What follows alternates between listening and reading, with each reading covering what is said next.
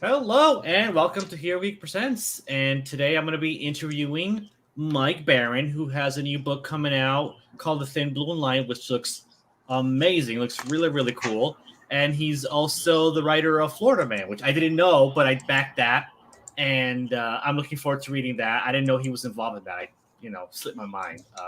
It was a But surprise to me too. how's it going, Mike? Good. Yeah, good, good. So, yeah, tell us a little bit about your work with. I know you did some work for DC, Marvel, and Dark Horse. Um, I know you did some work for Star Wars stuff. Because I know you wrote the Thrawn trilogy, the adaptation of the Thrawn trilogy graphic novels, right? Yep. And then you did some X-wing stuff. But I think you're most famous for Nexus. Is that right? Yes, that's true. Steve Rude and I created Nexus in 1981 and it's still being published. Mm-hmm. Yeah. Tell us a little bit about Nexus, because honestly, I'll admit I'm not too familiar with your work, but tell us little bit about Nexus, because it's like a superhero book. It's a superhero science fiction comic about a reluctant executioner of mass murderers 500 years in the future. There's a very rich backstory behind it, and it's got 40 years of world building behind it, too. We've won every major industry award. Horatio Hellpop was the son of General Theodore Hellpop and his wife Marlis, and they fled a planet that he had ordered destroyed because he couldn't control it. Uh, based on that old saw about a Vietnamese village. In order to save the village, we had to destroy it. Mm-hmm. Uh, and he thought that he was dooming himself and his wife and his unborn child by sending the ship into a black hole. But it emerged in another part of the galaxy next to a world that was uninhabited but very hospitable if you lived underground and had an Earth like atmosphere. And so they set up shop there. It's it's really detailed, but it's also very Yeah. gripping. And the whole thing is available in omnibus and treasury editions for people who are interested. And the comics are all over. They're in every major comic shop in the country if you go in for the Mm-hmm. back issues. Yeah. I might have to look for the omnibuses of that, because I might want to check that out. I've seen Nexus around. I've seen, throughout the years, I've seen them around, and it's always intrigued me. I just never picked it up. But I might actually check it out. I might actually seek out some of the omnibuses. I mean, are they available on like Amazon and things like that? Oh, yes. Okay, cool. I might do that actually. And now you've done a lot of work you've done some work for DC, and then you've done a lot of work for Marvel, mostly the Punisher stuff, right? I wrote Punisher for 5 years. I Okay. wrote Flash issue number 1 through issue number 13. I did Dead Man with Kelly Jones. I've written a lot of other characters, Yeah. and I've done a lot of independent work. And for the last 5 or 6 years, I've been doing my own creations, for which we've done crowdfunding. And you've got one of them on your bed, the Florida Man graphic novel. Mm-hmm. Yeah. And as soon as we're done with Thin Blue Line, we're going to launch a campaign for the second Florida Man graphic novel, which is Awesome. even funnier than the first. I And I flipped through it. And it looks really really funny. It reminds me of King of the Hill meets My Name is Earl. That's the feel I got from it. That's the feel I right, got. And it looks really really funny. I'm looking forward to reading it.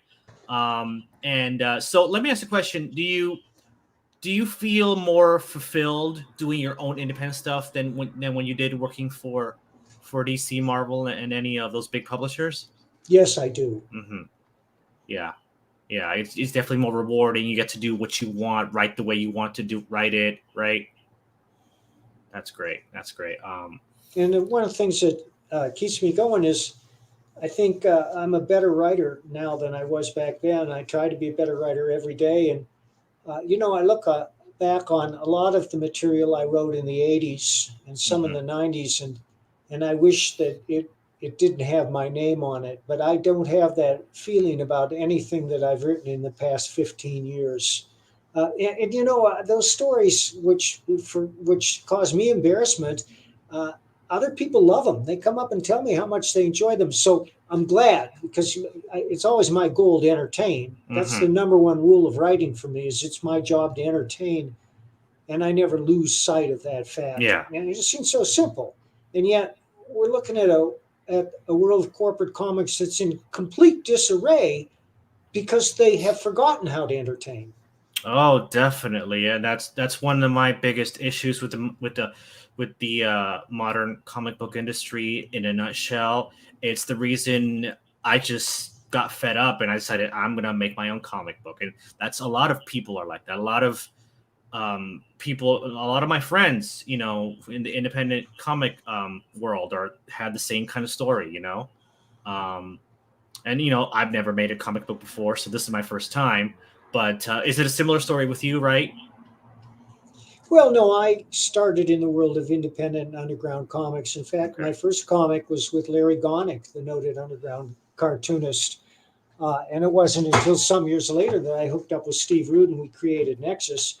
We just happened to be in the right place at the right time when Capital City Distribution, the second largest comic book distributor in the world, decided they wanted to publish their own comics. So I met with those guys and I said, "Can we pitch you?" And they said, "Sure." So I went home and I dreamed up Nexus, and I drew the first 12 pages out by hand. That's how I used to write. Hmm. In fact, we did an interview with Bill Willingham on Wednesday. Jeff Earls and I, we have a show that's on every Wednesday afternoon at 6 p.m. Eastern Time. And we have a different guest each week. And this week's guest is going to be Gabe El-Taib, who just quit DC Comics in a nuclear explosion. Oh, that. Oh, so the colorist. Yeah, Oh, you're gonna have him on. Oh, I'm definitely gonna tune in for that episode. That's awesome. Wow. thank you. I'm plugging it on Twitter. But anyhow, to back up a minute, Bill was telling me that he also uh, learned to write comics by drawing them out panel by panel. Of course, Bill is a much more gifted artist than I am. But for those who want to do comics, I highly recommend that method. To just you draw your rectangle in a notepad, and then you draw your first square, and you start, and you just think about that square. You don't think about what it's going, but you say, well, what would be an interesting beginning? What would be an intriguing situation? And that's what I was thinking about when I created Nexus, because I thought, well, what if somebody died every time he showed up? That's drama. That's the stuff of drama, and that's what interests people. And it's no big secret, because we've had nothing but police and doctor and lawyer shows for 50 years, because that's the Hmm. stuff of drama. It's life and death. Oh, wow, that's interesting. So Nexus is a superhero book with a heavy influence on hard sci-fi. Yes, in fact, we included a diagram of a black hole in one of the early black and white issues and explained how it could be used to travel interstellar distances. And it's based on a hard science. It's based on a book called The Iron Sun. Hmm. Because when a star contracts in upon itself, they call it a black hole because it's so dense, the gravity is so great that not even light can escape. But before it contracts, it was spinning. And like a figure skater who's spinning with her arms outstretched, and then she brings her arms in, she spins faster and faster. That's And so right. the black hole throws out a huge disc shaped gravitational ring. And if a ship enters that ring at precisely the right angle, perfectly 90 degrees to the axis, it'll be sucked into the black hole and spewed out of a white hole some light years distant. And that's how interstellar travel may be possible. Oh, great. So when you were coming up with the idea for Nexus, who were your influences as far as writers go, as far as science fiction stuff goes? Um, Carl Barks and Philip Jose Farmer. Okay. Now, Carl Barks, of course, is not noted as a science fiction writer, but he was a master storyteller. And for anybody who wants to know how to construct comics, I would urge them to read Carl Barks' Uncle Scrooge and Donald Duck comics, because they're master classes in storytelling. Hmm. And as for Philip Jose Farmer, he just captured me with his imagination, where he would create whole worlds. I'm thinking specifically of the World of Tears series, which is a series he wrote about a bunch of pocket worlds that were created by omniscient gods to their own tastes and flavors, Hmm. and the mortals that get plucked out of their own universe and thrown into these worlds, and what they have to do to survive. And that was a pretty heavy emphasis or influence on me when I was writing Nexus. Oh, great, great. So you have a new book about to come out called The Thin Blue Line, which looks really interesting. I'm signed up for that, so I'm definitely going to back that once it launches for sure. Thank you, sir. Why don't you tell us a little bit about that book? It's about two cops trying to survive the night in a riot torn city. And obviously, it was inspired by the events of last summer. Hmm. But I have to stress again that my first rule is to entertain. And anybody who picks this book up expecting a lecture is going to be disappointed. But anybody who picks it up expecting to be entertained is going to be delighted. I guarantee you. It will grab you on the first page and you won't be able to put it down until you finish. I have three rules as a writer. Number one is it's my job to entertain, and I never lose sight of that fact. Number two is show, don't tell, which seems so simple on the face of it, and yet many comics today, including Hmm. comics by the big two, the writers don't Hmm. seem to have a clue. And No. the third rule is to be original. Well, they say, well, how can you do that? Every story has been told. There are only seven basic plots in fiction, but that's not strictly true because we're all unique human beings. And when we get to a point that our writing is compelling, it's necessarily informed by our own personal experiences and observations. And that's what keeps it fresh.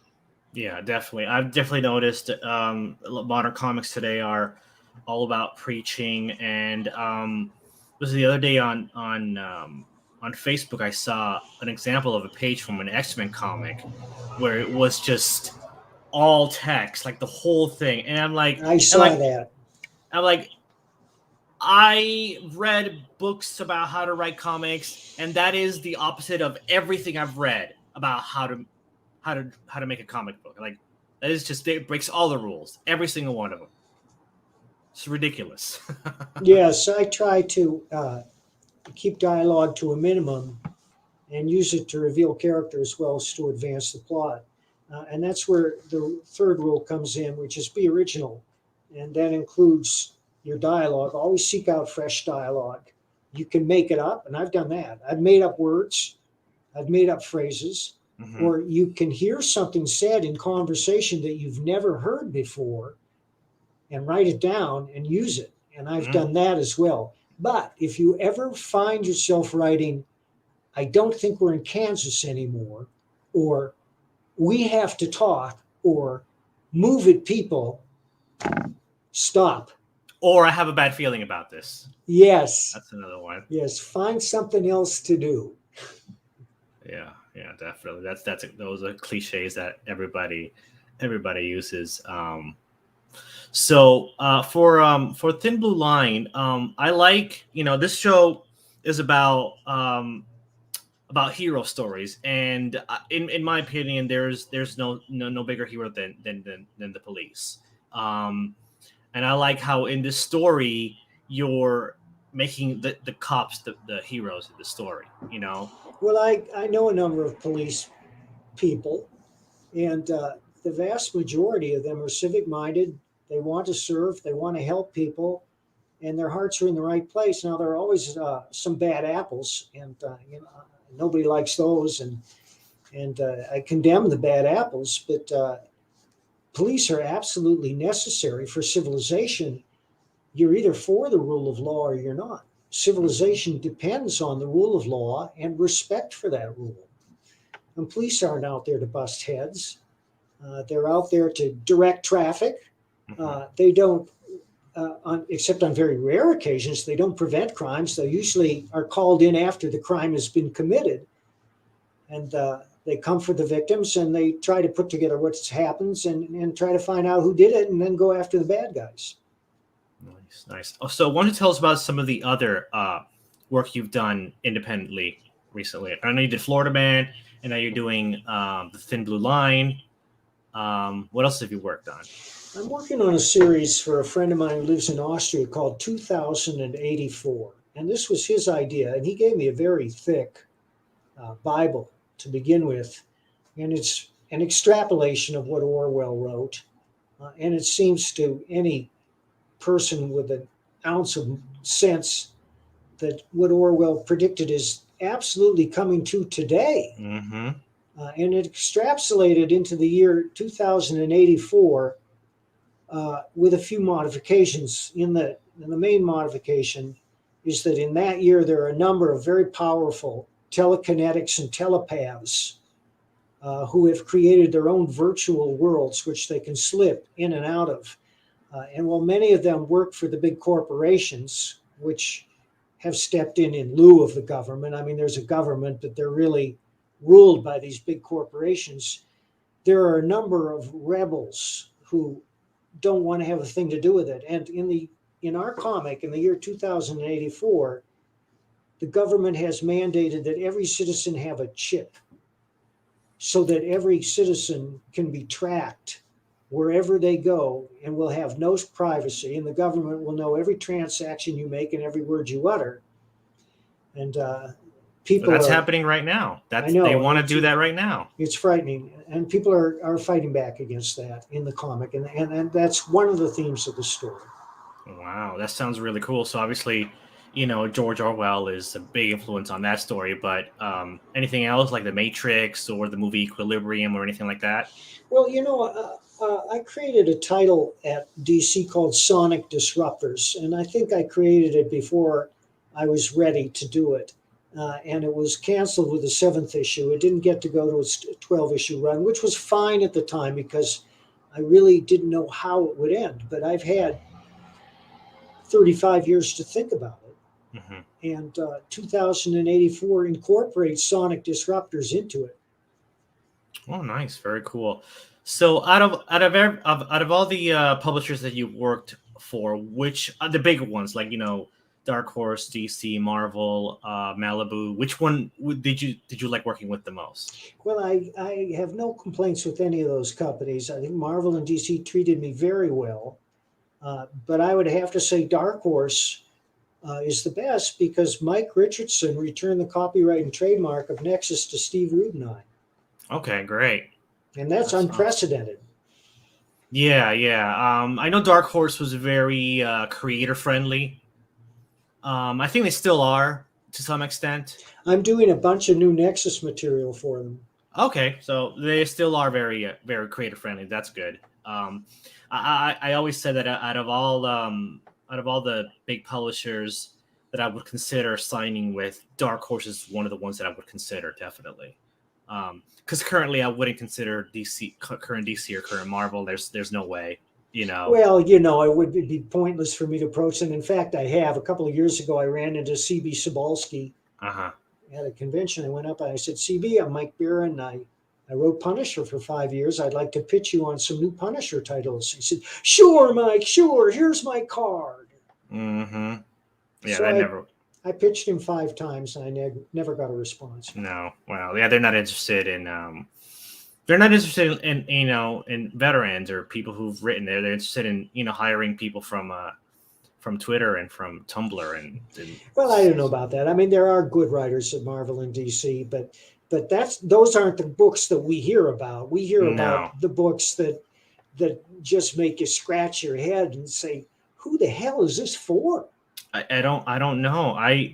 That's what boggles me. I see what they do and it doesn't make any sense to me at all, like whatsoever. It's just like, what they're doing with Superman, for example, what they're doing with Robin, what they're doing with Captain America, what they're doing with all of these characters. You know about Gabe El-Taib? No. He's a colorist for DC. Oh, he's the one. And the other night on EVS's show, he announced that he was quitting in protest. Yeah. Well, Gabe is an old friend of mine. We used to hang out a lot. And in fact, I was just talking to Gabe today. We're going to try to work together again. And Gabe will be appearing on our show, the Baron Earl show, which is going to go live Sunday morning to talk to Gabe, but is always broadcast again Wednesday afternoon at 6 p.m. Eastern Standard Time. And Gabe's going to be talking about his decisions and his current projects then. I am definitely going to tune into that either Sunday morning or Wednesday evening. One of those two. I'm definitely going to catch one of those. Did I think I sent you the link, didn't I? On Twitter? Maybe. Let's look. Yeah. Let's look. Yes, I did. There okay, cool. All okay, right. so I'll definitely check it out. That's going to be one heck of an interview. So are you going to be the first? Because no, AVS was the one that he had. Yeah, but Ethan didn't know what he was going to say. I mean, okay. Gabe blindsided everybody with that announcement. Well, we're going to go into that in some depth. Well, I think that's amazing. I think the more the big publishers do the things that they're doing with these characters, with these iconic characters, the more talent they're going to bleed, and the more talent they bleed is better for independent creators. Because we're going to have more talent to draw from, more real talent to draw from. Real talent. Yeah. Like Ethan Van Sciver and Gabe Eltaib are quitting. Then you get the writers. They're not quitting. No. The ones who should be quitting are not quitting. No. Well, you have Chuck Dixon, so, well, he's Chuck, they won't return Chuck's calls, and and even some of the past great writers have bought into this mentality. People like Kurt Busiek and Mark Waid. Those are they were some of the best comics I've read. Kingdom Come and Mark Waid's Flash run was really, really good. And Kurt's an old friend. I've enjoyed his books. Yeah, Busiek's stuff on Avengers is amazing. I love his Avengers stuff. But I want to shift gears here. Instead of bitching about these big two, okay. I'd like to talk a little more about Thin Blue Line. Okay, sure, go ahead. And my artist is a full-time police officer.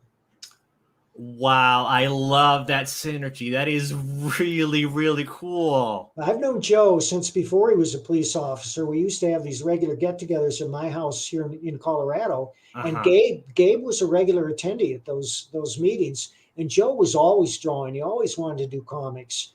But then he went into training and he applied for it. And now he's a full-time police officer for the city of Windsor. And he's also a jiu-jitsu expert.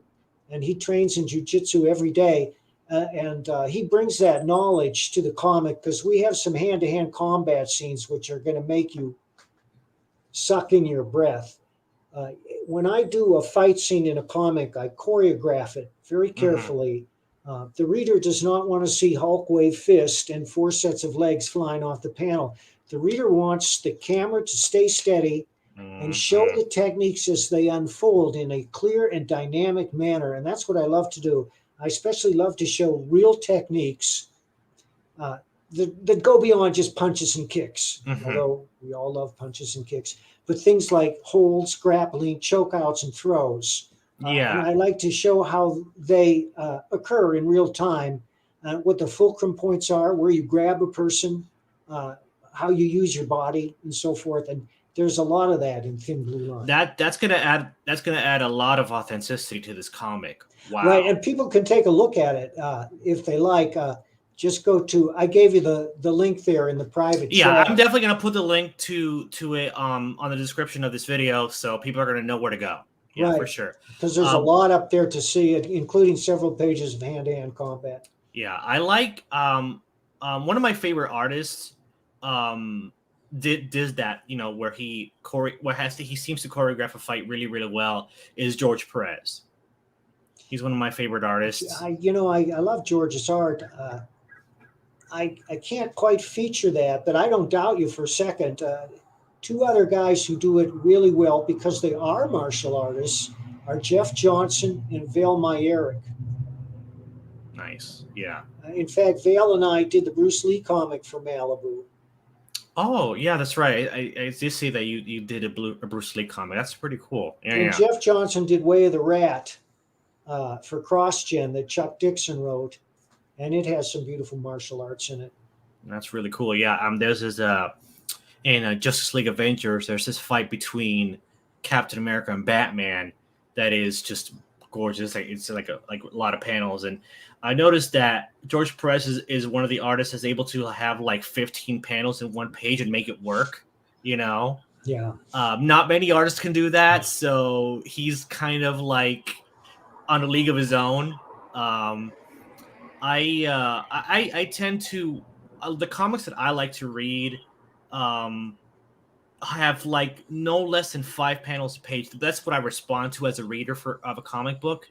Um, I'm not a big fan of like big splash pages or like two panels a page, something like that. If you've seen one explosion, you've seen them all. Yeah, exactly. I prefer to a bit more detailed because I've read a lot of comics that I get confused as to because the artist tries to get too flashy and the panel structure is confusing. I'm like, I don't know which panel comes after. Like, what? I can't follow this page. What's going on? Which is the reason I'm not a big fan of most independent comics from the 90s. I'm talking the stuff like from Image Comics. I wasn't a big fan of like stuff like Wildcats or Youngblood or that sort of thing, so yeah, I prefer more structure as more structure and less flashiness, if that makes sense. Yeah, I believe in a story that involves the reader. I try to make every part of the book interesting, whether it's a novel or a comic book. Every part has to be part of the story and advance the story. And you ask, well, what is story? And after a while, if you're any good at it, you get a sixth sense about what constitutes story and what doesn't. But a story is many things. It can be the protagonist, the personality of the protagonist, somebody who's inherently interesting, like Sherlock Holmes. Mm-hmm. And Sherlock Holmes is now more popular than ever. Or it can be an intriguing situation like Jurassic Park. What if they were to clone ancient genetic material and grow new dinosaurs and set them loose on an island? Or it can be a seductive narrative voice. And I think Neil Gaiman has that, especially in his novels. And so does James Ellroy, although they're completely opposites. And those are just some of the elements that add to story and can create story. A lot of guys or writers get by with just terrific dialogue. Like David Mamet, who wrote Glengarry, Glen Ross, and many other movies. In fact, he's written a great martial art movie called Red Belt, which I recommend. He also wrote the script for The Edge, which stars Anthony Hopkins and Alec Baldwin, and is probably the best giant bear movie you could ask for. It does, it's for bears what Jaws was for sharks, only not quite as big, because in Jaws the shark is the star, but in The Edge the bear only occupies about a third of the movie. Mm-hmm. Yeah. Wow. So who did the art for this? Who did this art? Joe Arnold penciled it in. Jeff Slemons painted it over Joe's pencils. Jeff is a consummate artist in his own right. Just go to jeffslemons.com. But we have two other covers. Yeah, I'm going to put those up. So that's by Butch Geiss. With the last time I worked with Butch was on The Flash. Oh wow! Okay, and that's the one of the cops, right? What's this character's name? Her name is Kara. Kara. Okay. No, excuse me, Baca. Her name is Janine Baca, and her great grandfather was Elfego Baca. The legendary character was a Disney series about him, and that's one of the reasons she went into the police force. Oh, okay. And is she the rookie? that's just a slice of the cover. The whole cover is much more impressive, but that's Yeah, none of it up for the show. you're keeping it close to the chest. You're not revealing the whole cover quite No, yet. no, we have. I mean, there are Okay. places around where you can see it. I've posted it on Facebook a couple of times and on All Twitter. right. All right. Uh, I but gotta that's say, that's a banner. What we call it's a banner gotcha. for I guys said, like you. I gotta say, this is probably my favorite. I like this art a lot. Sergio Cariello. This is great stuff. I love the way the characters look. I love the energy of this art right here. Yeah, that's three J's on the left, and there's a reason he's called three J's, but I can't reveal it. And that's Officer Baca on the right. Yeah, and then the male one, his name is Three J's. three J's. Okay, Yeah. sorry. Three J's. J. Schmidt. J Schmidt. J. Schmidt. This is really, really cool. I've noticed something about this and Florida Man. They're great concepts for comic books, but they would also make really good TV projects or movie projects. Actually, I think so. I would watch Thin Blue Line. I would watch Florida Man. And it's really cool how you have such a range as a writer. You have this Thin Blue Line, which is a cop drama, cop/action drama, right? Yes. And then you have something like Florida Man, which is a comedy. And then you have something like Nexus, which is a hard sci-fi kind of superhero thing. You have a lot of range as a writer, and that's really, really great, Well, it's the writer's job to imagine every point of view, which is why I think it's hilarious when they say, well, you can't write that character. You're not the right race, which brings us to the question, should Shakespeare have been allowed to write Othello? And the question is absurd on the face of it. Yeah, I've gotten that with a couple of the characters from my comic book. I have this Brazilian I'm Amazon, and I've gotten like, oh, well, you can't write that character. You're not Brazilian. When that happens, you just ask them, should Shakespeare have been allowed to write Othello? Okay, yeah, that's a good way to look at it. Definitely, when next time that comes up or somebody comes at me with that, I'm definitely going to say that. Thanks for that. All right. So this is coming up. When are you planning to launch Thin Blue Line? Tomorrow. Okay, wow. So it's going live tomorrow. So definitely check it out. I'm gonna have a link in the description. And is there any way they can get Florida Man? I know that's been over for a while, right? But when you launch Volume 2, are you going to have a tier where you're going to be able to get Volume 1? Go to floridamancomics.com. Okay. You can order it from floridamancomics.com. We have a few left, but I think that after we launch the second book, demand is going to grow, and we're going to have to go back to the press and print a bunch more. It's a big book.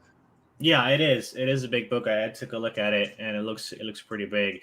And it's funny because with that comic, usually those kind of comedy comics don't appeal to me, right? Like, whatever. It looks okay. But what happened with Florida Man is that I've been a Floridian for most of my life since I was 8 years old. I'm 41 now, so I've lived in Florida most of my life, and I saw that. I'm like, you know what? I'm probably gonna get all the jokes in this comic. All of them. I hope so. So some of them, a lot of them are based on the stories. Yeah, and the Florida Man stories. Yeah. Yeah, but a lot of them came out of my own head. Great. I remember one of my favorite ones was a Florida Man throws an alligator through a drive-through of a fast food restaurant. That's in the comic. Oh, it is? Oh my God, that's awesome. That was one of my favorite ones. One of my favorites is Florida Man claims syringe found in rectum is not his. Oh man, is that in the comic too? No. Oh wow. Maybe volume 2. Who knows? The volume 2 is written, and I love it. It's even funnier than the first. I was very happy with the first. Yeah. I'm really looking forward to it. So yeah, I have so many independent comics to read. Like I just gotta like get through them. Like I'm on a whim. I feel like reading this one today, so I'll just read that one. So, but definitely, I'm definitely gonna read Florida Man. That's definitely that's one of the ones by the side of my bed right now. So, Good. yeah. All right. Well, this has been great, Mike. Thank you for joining me. This was awesome. Definitely, everybody out there, check out Thin Blue Line, which is going to be launching tomorrow, and definitely check out Florida Man. And I'm going to put both of those links on the description. The link to the Indiegogo campaign, and then the link to where you can get Florida Man. And then also I'm gonna find out where you can get Nexus and stuff like that, and put those links down there too. So people can really experience your amazing writing. Thank you, sir. Yeah, no problem. This was great. This was fun. Thank you so much. All right. Well, join me next time when I'll be featuring another creator who has a passion for telling hero stories. Later.